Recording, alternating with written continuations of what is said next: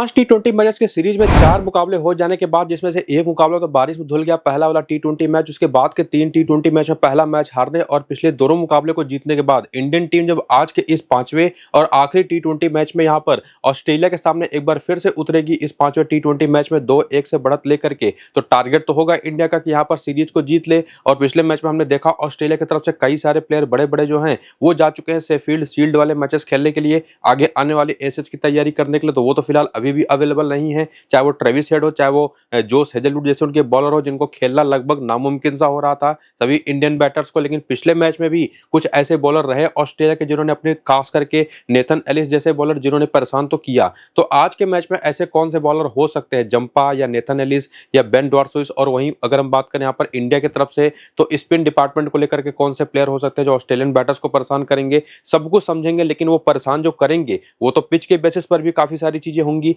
और पिच अगर हम बात करें तो आज के इस मैच में जो यूज होगी 8 नवंबर को दोपहर को 1:45 पर जब भारत में यह मैच स्टार्ट होगा, तब वहां का जो लोकल टाइम होगा ब्रिस्बेन में जहां पर यह मैच होगा, द गावा ब्रिस्बेन का वो फेमस मैदान जो कि फेमस है अपनी पेस और बाउंसी नेचर की वजह से, तो वहां पर बजे होंगे शाम के 7:15 या आप कह सकते हैं कि रात के 7:15। तो एक रात वाला टी20 मैच जहां पर ऑस्ट्रेलिया में जनरली ब्रिस्बेन के इस मैदान पर उस टाइम पर काफी हद तक दिन जैसा ही वेदर होगा, काफी हद तक दिन से लेकर के उस टाइम तक का जो वेदर चेंज हुआ होगा बहुत ज्यादा डिफरेंस होगा नहीं। लेकिन मैच के आगे बढ़ने के साथ साथ ब्रिस्बेन के इस मैदान पर जैसे जैसे वेदर थोड़ा सा ठंडा होता है, एयर में मॉइस्चर थोड़ा सा बढ़ता है, तो वहां पर किसी भी मैच के अंदर चाहे वो टी20 फॉर्मेट हो चाहे वनडे फॉर्मेट हो, इवन टेस्ट मैचेस में भी जहां वहां पर अगर देखें पिंक बॉल से जो टेस्ट मैचेस खेले जाते हैं, फ्लड लाइट्स में यहाँ पर बैटिंग करना बिल्कुल आसान होता नहीं है ऐसी पेस और बाउंस के आगे जहां पर अच्छी खासी गेंद में उछाल होती है। और इसी वजह से देखेंगे जो पिछले 4 टी20 मुकाबले इस मैदान पर खेले गए हैं उसमें से केवल एक बार अफगानिस्तान को श्रीलंका ने यहाँ पर 144 के स्कोर को चेस करते हुए हराया है। बाकी तीनों मैच में ऑस्ट्रेलिया ने पाकिस्तान को, इंग्लैंड ने न्यूजीलैंड को, ऑस्ट्रेलिया ने आयरलैंड को हराया है पहले बैटिंग करते हुए। और ना सिर्फ इन चारों मैचेस में बल्कि पीछे भी और चले जाएं तो जनरली यहाँ पर फेवर ऐसा ही होता है, नेचर उसी को फेवर करती है यहाँ की पिच की कि जो है जो सेकंड इनिंग में बैटिंग करेगा उसके लिए मामला बिल्कुल भी आसान यहाँ पर होता नहीं पेस और बाउंस के आगे। और जैसे मैंने को बताया कि दिन ढलने के साथ साथ रात आने के साथ साथ जैसे जैसे फ्लड लाइट्स का जोर बढ़ेगा, एयर में मॉइस्चर बढ़ेगा, तो गेंद भी सीम मूवमेंट भी यहाँ पर करती है पेस और बाउंस के साथ। और इसी वजह से अगर आप देखें तो इन चारों मैच में अभी तक स्पिन को 17 और पेस को जो 32 विकेटें मिली हैं, दोनों इनिंग में 16-16 विकेटें, और स्पिन को तो पहले मैच में पहली इनिंग में 5 और सेकंड इनिंग में जो 12 विकेटें मिली हैं वो भी क्लियर कर देती हैं कि इस बड़े ग्राउंड पर भी जहां पर अच्छा खासा पेस बाउंस होता है, स्पिनर्स को सेकंड इनिंग में जो प्रेशर क्रिएट होता है पेसर्स के द्वारा वो निश्चित तौर पर काफी हेल्प करता है और विकेटें उनको भी दिलाता है। तो ये जो डेटा है ये भी आपको क्लियर करता है कि किस इनिंग में किस तरीके के बॉलर को आपको प्रेफरेंस देनी है। और इवन एक और जो चीज बचती है ना पावर प्ले के दौरान, पहले 6 ओवर में अगर आप देखें लास्ट वाले मैच में यहाँ पर 33 पर 1 विकेट गिरा है, यहाँ पर 16 पर 3 विकेट गिरी है, यहाँ पर 42 पर कोई विकेट नहीं, यहाँ पर 28 पर 1, यहाँ पर 38 पर 1, यहाँ पर 49 पर 5, यहाँ पर 48 पर कोई विकेट नहीं, यहाँ पर 40 पर 2। तो इन चारों मैच में ये भी हमने देखा कि पावर प्ले के पहली इनिंग के पावर प्ले के पहले 6 ओवर में हो सकता है कि एक आध बार ओवर्स अच्छे चले जाएं बैटिंग टीम के, लेकिन सेकंड इनिंग का पावर प्ले तो कतई अच्छा नहीं जाता। तो टॉस के बाद आपको यह भी ध्यान रखना है कि जब भी जो टीम टॉस यहाँ पर जीत रही है अगर सेकंड इनिंग की बॉलिंग कर रही है तो उसके कौन से बॉलर हैं जो पावर प्ले और डेथ में दोनों जगह पर बॉल करते हैं। और पहली इनिंग की बॉलिंग में भी निश्चित तौर पर डेथ ओवर के बॉलर तो इंपॉर्टेंट होंगे। ये चीज हमको पिच रिपोर्ट को देख करके समझ में आती है पिछले कुछ हुए मैचेस के बेसिस पर।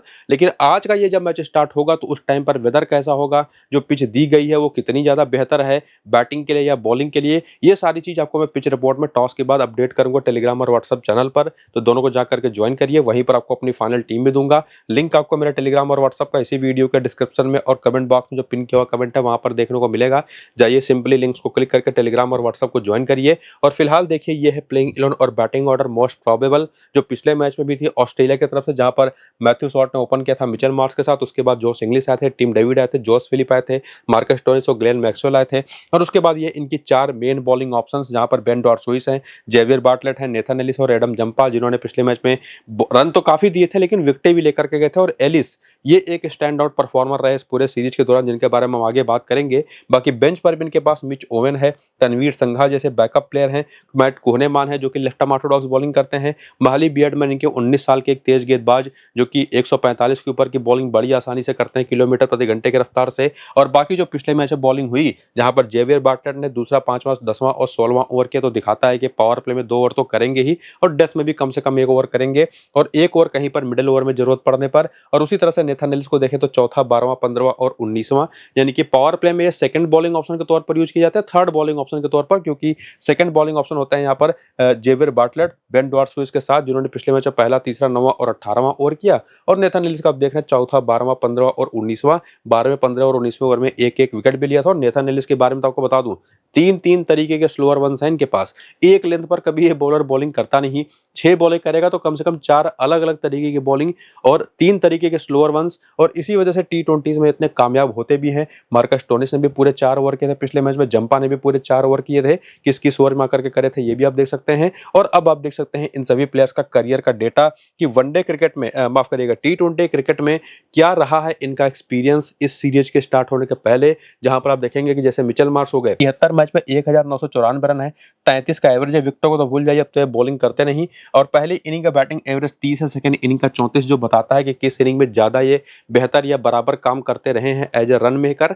और उसी तरह से बॉलर्स का भी डेटा अगर आप देखें, जैसे फॉर एग्जांपल नेथन एलिस को ही ले लें, 27 मैच में 41 विकेटें हैं, लेकिन जो भी इन्होंने 41 विकेटें 27 मैच में चटकाई हैं, उसमें से जब पहली इनिंग में बॉलिंग करते हुए जितनी गेंदें फेंकी, उसमें जितनी विकेटें मिली, उसको डिवाइड करने के बाद ऑन एन एवरेज हर 13वीं गेंद पर इनको विकेटें मिली हैं करियर में। सेकंड इनिंग में लेकिन वहीं पर 21 गेंदें लग जाती हैं। लेकिन ये भी ध्यान रखना है कि यहां पर तो डेटा पूरे करियर का है और इन्होंने डिफरेंट डिफरेंट ग्राउंड्स पर बॉलिंग करी होगी, तो यहां से भी आप एक हिंट ले सकते हैं कि कहां पर किसको प्रेफरेंस देनी है, किसका स्ट्राइक रेट कहां पर बेहतर है जब बॉलर, या बैटिंग एवरेज किसका बेहतर है जब बैटर। लेकिन पिच का भी काफी बड़ा रोल होता है, जो कि आपको मैं पीछे समझा चुका हूं कि यहां पर तो तेज गेंदबाज सेकंड इनिंग में भी इंपॉर्टेंट है, स्पेसिफिकली जो पावर प्ले में बॉलिंग करता है। हालांकि नेथन एलिस पावर प्ले में थोड़ा कम ही करते हैं, लेकिन करते जरूर है एक ओवर, तो वो सारा भी आपको इंक्लूड करके चलना है। तो हर एक प्लेयर का करियर डेटा वो आप जरूर देखिए, बाकी रिसेंट फॉर्म आपके सामने है वो भी देख लीजिए। और जो कि आपको मैं लगातार नेथन एलिस की बात कर ही रहा हूं, तो आप देख ही सकते हैं पिछले 3 मैच में क्यों इन्होंने जबरदस्त तरीके से 8 विकेटें चटकाई हैं, पिछले 2 मैच में तो 3-3 विकेटें चटका दी। और बाकी बैटिंग में देखें तो मिचेल मार्श तो अपने करियर बेस्ट फॉर्म में है, और पिछले मैच में तो टच में भी नहीं थे, बल्ले पर गेंद आ भी नहीं रही थी, फिर भी 30 रन बना गए। और उसके पहले वाले मैचेस में 10 और 46 रन की 2 पारियां। मैथ्यू शॉट लगातार अच्छा स्टार्ट कर रहे हैं, लेकिन स्पिनर के आते ही मामला इनका खत्म हो जाता है। और ये उस लेवल के प्लेयर है ही नहीं कि स्पिन बेहतर खेल पाए, बस इनके सामने होना चाहिए कोई एक बेहतर और चतुर कप्तान, जो इनके सामने कैसा स्पिनर डाल दे जब बॉलर, जिसको ये विकेट दे करके जाए। बाकी बॉलिंग भी चूंकि कर लेते हैं ऑफ स्पिन, तो वहां पर इनका एक एडवांटेज निकल करके जरूर आ जाता है। तो एक ट्रम्प तो ये हमेशा रहेंगे किसी भी टीम के अंदर। और उसके बाद आते हैं जोश इंग्लिश, इनके साथ भी सेम समस्या है मैथ्यू शॉट वाली। इनके सामने आप लेफ्ट आर्म ऑर्थोडॉक्स बॉलर डालिए, आपको विकेट दे करके जाएंगे। पिछले मैच भी अक्षर पटेल की ही गेंद पर बोल्ड हुए थे। और बाकी टिम डेविड, ये खेलते तो अच्छा है, स्पिन भी, पेस भी, लेकिन निश्चित तौर पर जब पिच थोड़ी सी मुश्किल हो, और खास करके इस तरीके के मैदान पर ना जहां पर पेस और बाउंस अच्छा हो, वहां पर तो इनको दिक्कत ज्यादा होने वाली है नहीं, खास करके पहली इनिंग की बैटिंग में, जो कि है भी लंबे चौड़े प्लेयर, तो निश्चित तौर पर इनके लिए एक आइडियल सिचुएशन बनती है रन बनाने के लिए। और बाकी आते हैं मैक्सवेल, और मैक्सवेल एक ऐसे प्लेयर है ना जो कब चलेंगे कब नहीं चलेंगे कोई पता नहीं। स्पिन के खिलाफ ये भी एक परेशान आत्मा दिखाई पड़ते हैं बेसिकली। पिछले मैच अभी बोल्ड ही हुए थे, तो देखना पड़ेगा आज इनको किस नंबर पर बैटिंग कराते हैं। बाकी ओवरऑल एक ट्रम्प ऑप्शन तो ये भी रहेंगे, इनकी भी एक बॉलिंग एडवांटेज होगी, जो कि पिछले मैच में तो उन्होंने करी नहीं। बाकी मार्कस स्टोनिस इस टीम के अंदर one of the most important allrounder हैं। अगर आप देखें तो 17 run 1 wicket, 64 run 1 wicket, 6 run आबाद 1 विकेट। और चूंकि अब ये केवल टी20 फॉर्मेट खेलते हैं, तो पूरा फोकस भी होता है इनके ऊपर कि 4 ओवर करें, बैटिंग में भी अपना रोल प्ले करें। तो ये तीसरे बेस्ट ऑप्शन है जिनको आपको मिस कतई नहीं करना अपनी स्मॉल लीग की टीम में। मिच ओवेन तो लास्ट वाला मैच खेले नहीं थे, लेकिन उसके पहले के जो 2 मैचेस खेले थे उसमें उनकी परफॉर्मेंस आप देख सकते हैं। बार्टलेट लगातार अच्छी बॉलिंग करते हुए विकेट चटका रहे हैं। नेथन एलिस का ऑलरेडी आपको मैं बता चुका हूं कि जबरदस्त तरीके के बॉलर हैं, 3 तरीके के स्लोअर वंस करते हैं, एक लेंथ पर कभी बॉलिंग करते नहीं। तो टी20 में इनको जनरली विकेट निकालने के इनके पास चांसेस ज्यादा अच्छे होते हैं। और उसके बाद यहाँ पर आते हैं बेन डॉर्सुइस, पिछले मैच में बिल्कुल ऑफ कलर दिखाई पड़े। और इवन मैट कोनेमान तो पहले 3 मैच में खेले थे, पिछले मैच में खेले नहीं थे, विकेट एक भी नहीं मिला। जंपा आते ही 3 विकेट लेकर के गए, जो कि इन्होंने दिखाया कि इंडियन बैटर्स लेग स्पिन के खिलाफ क्यों हमेशा से, और खास करके ऐसे लेग स्पिन बॉलिंग के खिलाफ जो ज्यादा टर्न ना करे, स्टंप टू स्टंप बॉलिंग हो। तो रन तो इन्होंने काफी खाए लेकिन फिर भी 3 विकेट लेकर के गए। इवन वनडे सीरीज में भी बड़ी अच्छी बॉलिंग इन्होंने इंडिया के खिलाफ करी थी। बाकी जोश फिलिप आए थे, शुरू में थोड़े अच्छे दिख रहे थे लेकिन खास कुछ कमाल कर नहीं पाए। तनवीर संघा, माली बैडमैन को मुझे लगता नहीं कि मौका मिल भी पाएगा, लेकिन फिर भी रिसेंट परफॉर्मेंसेज आप इनकी देख सकते हैं। तो ओवरऑल पूरी एनालिसिस करने के बाद यह पता चलता है कि ये जो टिक मार्क वाले कुल मिलाकर के 6 प्लेयर हैं इस टीम के अंदर, वो बेस्ट ऑप्शन है स्मॉल लीग के लिए, जिसमें 2 ट्रम्प है, ग्लेन मैक्सवेल और मैथ्यू स्वॉट, जिनको आप रोटेट करके ट्राई कर सकते हैं। और निश्चित तौर पर चूंकि जोश इंग्लिश भी टीम में खेल ही रहे हैं, अच्छे प्लेयर हैं, विकेट कीपिंग भी करते हैं, तो वो भी तीसरे ट्रम्प होंगे। तो इस तरह से प्लेयर्स को आप यूज कर सकते हैं। बाकी बेन डॉर्सविस भी चौथे ट्रम्प होंगे। तो अगर आप मल्टीपल टीमें बना रहे हैं तो इन बाकी चारों ट्रम्प ऑप्शंस को आपको 1-1, 2-2 टीमों में रोटेट करना है। बाकी 6 में से 5 प्लेयर, जैसे किसी एक टीम में जेवियर बाटलर को ड्रॉप कर दीजिए, किसी एक टीम में आप नेथन एलिस को ड्रॉप कर दीजिए, कहीं पर जंपा को ड्रॉप कर दीजिए, और बाकी खिलाड़ियों को बना करके उसी तरह से बैटर्स को भी रोटेट करके, तो इस तरह से टीमें आपको बनानी है। तो कौन से बेस्ट ऑप्शन है सेफर प्लेयर के तौर पर, कौन से ट्रम्प्स हैं वो जान लिया आपने। हेड टू हेड के आंकड़े से भी चीजों को थोड़ा सा अगर आप ठोस तरीके से समझें तो मिचेल मार्श ने 6 मैचेस में 137 रन बनाए, इंडिया के खिलाफ 27 का एवरेज है। मैथ्यू स्वॉट तो जैसा ना आपको मैंने बताया स्पिन अच्छा नहीं खेलते, 20 का ही एवरेज है केवल इंडिया के खिलाफ। मुझे तो लगता है कि वो भी रन इन्होंने ज्यादा ही बना दी बेसिकली। बाकी जोश इंग्लिश के 8 मैच 196 रन, 24 का एवरेज है। टीम डेविड का भी बैटिंग एवरेज 24 ही है। और उसके बाद आते हैं मैक्सवेल, ये बेहतर खेले हैं इंडिया के खिलाफ, 30 का एवरेज है। जब भी ऑस्ट्रेलिया के लिए खेलते हैं इंडिया के खिलाफ, काम तो अच्छा करा इन्होंने ओवरऑल, लेकिन पिछले मैच में नहीं चले। बाकी स्टोनिस का भी वही हाल है, ठीक मैक्सवेल जैसा ही, हालांकि इस सीरीज में भी अच्छा काम कर रहे हैं। बाकी मिच ओवेन 2 ही मैचेस खेले हैं, बाटलर के 4 मैच में 4 विकेटें हैं, नेथन एलिस के 9 मैच में 16 विकेटें हैं, बेन डॉर्सविस के 3 मैच में 5 विकेटें, जबकि पिछले मैच में विकेट भी नहीं लिया। और कोने मान तो एक भी विकेट नहीं ले पाए 3 मैच में। जंपा के 16 मैच में 15 विकेटें हैं, 5 में 5 विकेट तनवीर संघा के हैं। और उसके बाद आकर के वेन्यू का डेटा देखें तो गाबा के मैदान पर मैच हो रहा है, पेस और बाउंसी नेचर वाले पिच पर, तो यहीं पर एक T20 मैच में 28 रन मिचेल मार्श बना चुके हैं। मैथ्यू स्वॉट यहाँ पर फेल हुए हैं। इवन टीम डेविड के भी 3 मैच में 66 रन और 33 का एवरेज इस वजह से है क्योंकि 2 ही बार आउट हुए हैं। और उसके बाद आते हैं मैक्सवेल के 4 मैच 103 रन, 25 का एवरेज, 2 विकेटें। मार्कस स्टोनिस भी यहाँ पर अच्छा काम करते रहे। इवन एलिस और बाटलेट यहाँ पर 3-3 विकेटें एक मैच खेल करके वो भी सेकेंड इनिंग की बॉलिंग में ले चुके हैं। तो सेकेंड इनिंग में भी बॉलर्स यहाँ पर तेज गेंदबाज इंपॉर्टेंट है। जंपा भी 5 मैच 9 विकेटें हैं, पहली इनिंग का स्ट्राइक रेट भी शानदार है, सेकेंड इनिंग का भी। तो बॉलर्स निश्चित तौर पर एक बड़े ग्राउंड पर अच्छी पेसी और बाउंसी विकेट पर सेकेंड इनिंग में जहां पर मॉइस्चर बढ़ेगा तो थोड़ी सी गेंद और ज्यादा मूव करेगी, तो वहां पर इंपॉर्टेंट हमेशा होंगे इस मैदान पर। यह चीज हमको क्लियर हो गई है।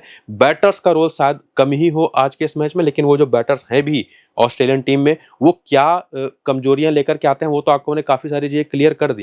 लेकिन फिर भी डेटा बेसिस पर अगर आप देखें तो वीकनेसेस का जो डेटा है प्लेयर बैटल का, जैसे मिचेल मार्श की बात करें तो शिवम दुबे ने पिछले मैच में आउट किया था 2 गेंद पर 1 रन देकर के एक बार। बाकी चक्रवर्ती इनको 15 गेंद पर 19 रन देकर के एक बार आउट कर चुके हैं। कुलदीप इनको 14 गेंद पर 25 रन देकर के 2 बार आउट कर चुके हैं, हालांकि अब कुलदीप अवेलेबल है नहीं।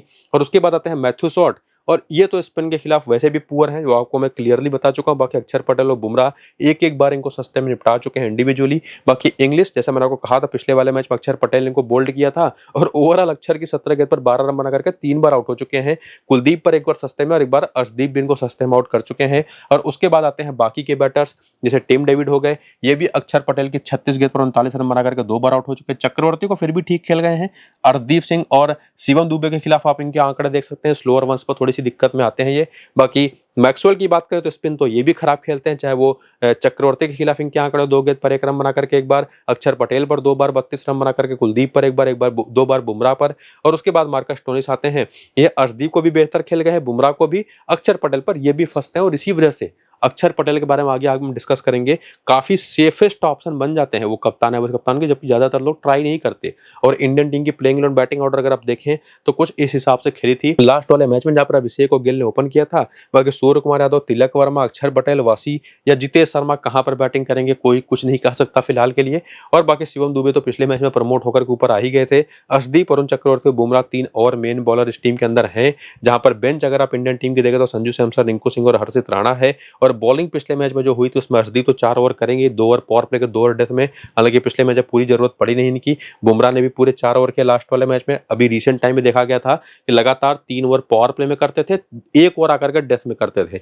पिछले मैच में वो रणनीति इनके लिए चेंज की गई, दूसरा 6वां ओवर किया, फिर 16वें 18वें ओवर में आए, यानी कि 2 ओवर डेथ में कर गए। और बाकी वरुण चक्रवर्ती मिडिल में ही बॉलिंग करेंगे, अक्षर पटेल मिडिल में बॉलिंग करेंगे, शिवम दुबे की जरूरत पड़ने पर 1-2 ओवर कर देंगे। सुंदर ने भी पिछले मैच में 2 ओवर में 3 विकेटें लेकर के गए, जबरदस्त बॉलिंग बॉलिंग करी। और बाकी इंडियन प्लेयर्स का करियर का डेटा भी आप देख सकते हैं, जैसे ऑस्ट्रेलियन प्लेयर्स का देखा था पूरा डेटाबेस, और उसको इनिंग के हिसाब से तोड़ करके भी अगर आप चाहें तो देख लीजिएगा वीडियो को रोक करके। और उसके बाद रीसेंट फॉर्म अगर आप देखें तो 2-1 से सीरीज में आगे है टीम इंडिया, निश्चित तौर पर परफॉर्मेंस बेटर रही है।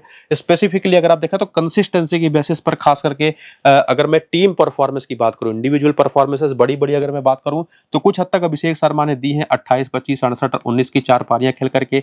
शुभमन गिल ने धीमी लेकिन एक 46 रन की पारी पिछले मैच में, और एक जो मैच रद्द हो गया था बारिश की वजह से उसमें 37 नाबाद की पारी खेली थी। बाकी टच में तो दिखाई नहीं पड़े हैं। सूर्य कुमार यादव भी लगातार अच्छा स्टार्ट कर रहे हैं, लगभग 200 के स्ट्राइक रेट से रन दे करके बना करके जा रहे हैं। तिलक वर्मा एक ऐसे प्लेयर दिखाई पड़े हैं जो कि उतने टच में दिखाई नहीं पड़े। बाकी अक्षर पटेल लगातार अच्छा कंट्रीब्यूशन रहा है। बाकी वाशिंगटन सुंदर ने जो 3 विकेटें पिछले मैच में ले ली, 49 नाबाद की एक मैच विनिंग इनिंग इन्होंने उसके पहले वाले मैच में खेली थी जहां पर लग रहा था इंडिया हार भी जाए, लेकिन उन्होंने कमाल की बैटिंग करी है और इन्होंने दिखा दिया है बेसिकली कि अगर इनसे बॉलिंग भी कराया जाए, बैटिंग भी कराया जाए तो one of the most important allrounders में से एक है, ना सिर्फ अक्षर पटेल और बल्कि वाशिंगटन सुंदर भी। और बैटिंग में तो अभिषेक शर्मा ने अपना फॉर्म दिखाया ही है। और बाकी सूर्य कुमार यादव ऑस्ट्रेलिया जैसे मैदान पर तो निश्चित तौर पर बहुत इंपॉर्टेंट होते हैं हमेशा, हालांकि अभी तक वो बड़ी पारी इनसे आई नहीं है। तिलक वर्मा और शुभमन गिल पर उतना भरोसा हो नहीं पाता इस तरीके के मैदानों पर। और उसके बाद जितेश शर्मा बहुत नीचे बैटिंग करते हैं, लेकिन उसी में आते हैं शिवम दुबे जो लगातार अपनी यूटिलिटी तो उन्होंने साबित करी है, कम से कम T20 फॉर्मेट में, बल्ले से भी गेंद से भी, लेकिन स्मॉल लीग के लिए उतने सेफर ऑप्शन होते नहीं। बाकी अर्शदीप अगर टीम के अंदर आप इनको छोड़ नहीं सकते, 4 विकेट 2 मैच में ले चुके हैं। चक्रवर्ती का भी वही हाल है, 5 विकेट ले चुके हैं 3 मैच में। और बुमराह को लेकर भी अब क्या ही कहूं, निश्चित तौर पर बताने की कुछ खास जरूरत तो है नहीं। तो साफ साफ दिखता है कि ऑस्ट्रेलियन टीम की तरफ से भी 5-6 प्लेयर थे इंपॉर्टेंट, लेकिन इंडियन टीम को अगर आप देखने जाए ना तो स्ट्रेट अवे 7-8 ऑप्शन आपको मिल जाते हैं, जो कि लगेगा आपको कि आप इनको अपनी टीम में लेकर के जाएं या कैसे छोड़ें, वो भी निश्चित तौर पर समझने में थोड़ी सी दिक्कत होगी। बाकी हेड टू हेड का डेटा देखें तो चाहे गिल हो, चाहे अभिषेक शर्मा हो, चाहे सूर्य कुमार यादव हो, ऑस्ट्रेलिया के खिलाफ तीनों के बैटिंग एवरेजेस अगर आप देखें तो 30 के ऊपर हैं। और इवन तिलक वर्मा के आंकड़े थोड़े से खराब है, काफी ज्यादा खराब है। बेसिकली अक्षर पटेल के भी 7 में 17 विकेट हैं, 84 रन है, 4 में 5 विकेट हैं। वाशिंगटन सुंदर के मिनिमम से मिनिमम ओवर्स में 75 रन भी हैं। और बाकी जितेश शर्मा के 4 मैच 84 रन है, बढ़िया नंबर्स हैं। शिवम दुबे के 3 मैच में 3 विकेट हैं, 54 रन है। अर्शदीप के 7 मैच 11 विकेट हैं। वरुण चक्रवर्ती के 3 मैच 5 विकेट हैं। बुमराह के 17 मैच 20 विकेट हैं। इवन रिंकू सिंह का भी बैटिंग एवरेज 52 का है। तो किसको ही हटाओगे आप? और इसी वजह से काफी सारी समस्याएं होंगी कि कौन से इंडियन प्लेयर्स अपनी टीम में हो। और बाकी वेन्यू का भी डेटा आपको कोई खास हेल्प करेगा नहीं, क्योंकि इस मैदान पर केवल बुमराह एक T20 मैच खेले हैं, एक मैच खेल करके 1 विकेट लिया है 3 ओवर की बॉलिंग में, बाकी कोई प्लेयर खेला है ही नहीं। बाकी ओवरऑल अगर मैं कहूं तो चाहे वो अक्षर पटेल हो, चाहे वो सूर्य कुमार यादव हो, अभिषेक शर्मा हो, और नीचे से अर्शदीप चक्रवर्ती और बुमराह हो, ये 6 तो बेस्ट ऑप्शंस हैं जिनको कतई मिस नहीं करना है। अब चूंकि सुंदर का ये उतना एग्जांपल आप दे नहीं सकता मैं कि ये एक सेफर ऑप्शन है, क्योंकि इनसे बॉलिंग कितनी कराएंगे कोई भरोसा नहीं, और इवन शिवम दुबे का भी कोई भरोसा नहीं। तो ये दोनों ट्रम्प ऑप्शंस के तौर पर रोटेट हो सकते हैं। सिमिलरली शुभमन गिल भी, और सिमिलरली अगर मैं बात करूं अगर कोई प्लेयर खेल जाता है एक्स्ट्रा बैटर, जैसे जितेश शर्मा खेल गए तो जितेश शर्मा, या संजू सैमसन को मौका मिल गया तो ये, या हर्षित राणा आ गए तो वो भी ट्रम्प प्लेयर्स के तौर पर रोटेट होते रहेंगे।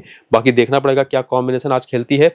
बाकी प्लेयर बैटल देखेंगे तो अभिषेक शर्मा नेथन एलिस पर फंसे हैं, ना सिर्फ अभिषेक शर्मा बल्कि चाहे वो शुभमन गिल हो, चाहे सूर्य कुमार यादव हो, सभी उनकी जो चेंज ऑफ पेस है उस पर फंसते रहे हैं। अभिषेक शर्मा की बात करें तो नेथन एलिस की 15 गेंद पर 16 रन बना करके 3 बार आउट हो चुके हैं। जंपा पर एक बार 3 गेंद पर 6 रन बना करके आउट हो चुके हैं, 2 बार गिल आउट हो चुके हैं नेथन एलिस पर।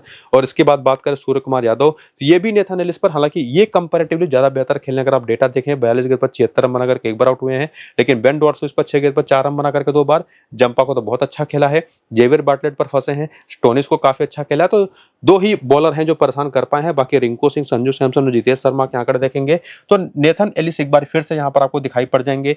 बेन डॉर्सो और जंपा भी 2 कॉमन ऑप्शंस के तौर पर दिखाई पड़ेंगे। बाकी अक्षर पटेल, शिवम दुबे और तिलक वर्मा का भी देखे प्लेयर बैटल का डेटा तो वही बात फिर से दिखाई पड़ेंगे आपको लगातार। नेथन एलिस, जेवियर बार्टलेट, यानी कि वही मेन बॉलर जो पावर प्ले डेथ में बॉलिंग करते हैं, चेंज ऑफ पेस करते हैं, और साथ में स्पिनर एडम जंपा, ये कुछ कॉमन ऑप्शन दिखाई पड़ते हैं। तो ओवरऑल अगर आप देखें एनालिसिस बेसिस पर तो टीम तो इंडिया की ही फेवरेट है आज के इस मैच को जीतने को लेकर के। इसी वजह से कप्तान और कप्तान के भी ऑप्शन देखने जाएंगे ना, लोग ज्यादातर इंडियन प्लेयर्स पर भरोसा करेंगे, और कप्तान, वाइस कप्तान के कॉमन ऑप्शन अभिषेक शर्मा और मिचेल मार्श ही होंगे आज के इस मैच में ज्यादातर टीमों में।